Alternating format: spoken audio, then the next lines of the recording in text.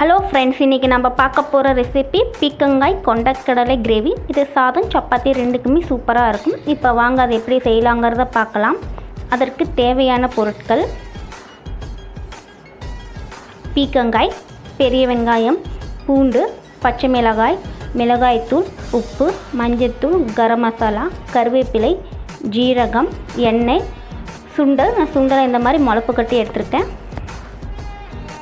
பீக்கங்காவை நல்லா தோல் சீவி எடுத்துக்கலாம். இந்த மாதிரி தோல் சீவி எடுத்துகிட்டு சின்ன சின்ன சைஸாக கட் பண்ணி எடுத்துக்கிறோம். இந்த மாதிரி கட் பண்ணிக்கலாம். குக்கரை அடுப்பில் வச்சு அது ஹீட் ஆன வாட்டி 2 டேபிள் ஸ்பூன் ஆயில் சேர்த்துக்கிறோம். ஆயில் சூடான வாட்டி 1/2 ஸ்பூன் ஜீரகம் சேர்த்து பொரிய விட்றோம். ஜீரகம் பொரிஞ்சதையும் அது கூடவே பூண்டு, பச்சை மிளகாய், கருவேப்பிலை ஒரு கொத்து சேர்த்து எல்லாத்தையும் நல்லா வதக்கிக்கிறோம். இது நல்லா வதங்கின வாட்டி நான் பெரிய வெங்காயத்தை நீல வாக்கில் கட் பண்ணி வச்சுருக்கேன். அதையும் இது கூட சேர்த்து நல்லா வதக்கிக்கலாம். வெங்காயம் நல்லா வதங்கி பொன்னிறமாக வர வரையும் நல்லா வதக்கிக்கிறோம்.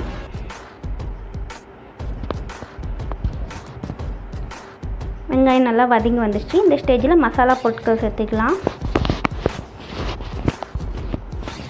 1/4 ஸ்பூன் மஞ்சள்தூள், 1 ஸ்பூன் கரம் மசாலா சேர்த்துக்கிறோம். 1 ஸ்பூன் மிளகாய்த்தூள், தேவையான அளவு உப்பு சேர்த்து எல்லாத்தையும் நல்லா வதக்கிக்கிறோம். மசாலா நல்லா பச்சை வாசனை போகிற வரையும் நல்லா வதக்கிறோம். இது நல்லா வதங்கின வாட்டி இப்போ சுண்டலை சேர்த்துக்கலாம். சுண்டலை இந்த மாதிரி முளப்பு கட்டி சேர்த்துறம்ப நமக்கு சீக்கிரம் ஜீரணமாயிரும். இப்போ சுண்டலை சேர்த்து நல்லா வதக்கியாச்சு. இது கூட கட் பண்ணி வச்சுருக்க பீக்கங்காவும் சேர்த்துக்கலாம். பீக்கங்காவை சேர்த்து நல்லா வதக்குறோம். பீக்கங்காவை நல்லா தண்ணி விடும், அந்தளவு நல்லா வதக்கிக்கிறோம். ஒரு தட்டு போட்டு ஒரு 2 நிமிஷம் மூடி வைக்கலாம். பீக்கங்காயில் இருக்க தண்ணியெல்லாம் பிரிஞ்சு வரும். இப்போ பீக்கங்காய் நல்லா தண்ணி விட்டுருக்கு. அடுப்பை லோ ஃப்ளேம்லேயே வச்சு மூடி வச்சு 2 விசில் விடலாம். பீக்கங்காவே தண்ணி விடுங்கிறதுனால தண்ணி ஊற்றலை. உங்களுக்கு தேவைன்னா நீங்கள் தண்ணி ஊற்றிக்கலாம். இப்போ ஓப்பன் பண்ணி பார்க்குறப்ப இந்த மாதிரி இன்னும் சிறிதளவு தண்ணி இருக்குது. இந்த தண்ணி சுண்டுற அளவு அடுப்பை லோ ஃப்ளேம்லேயே வச்சு தண்ணி இருக்கிற வரையும் வச்சுக்கலாம்.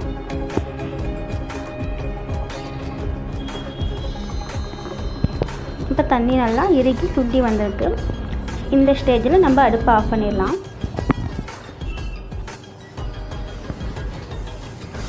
இப்போ இது ஒரு பவுலில் மாற்றிக்கிறோம்.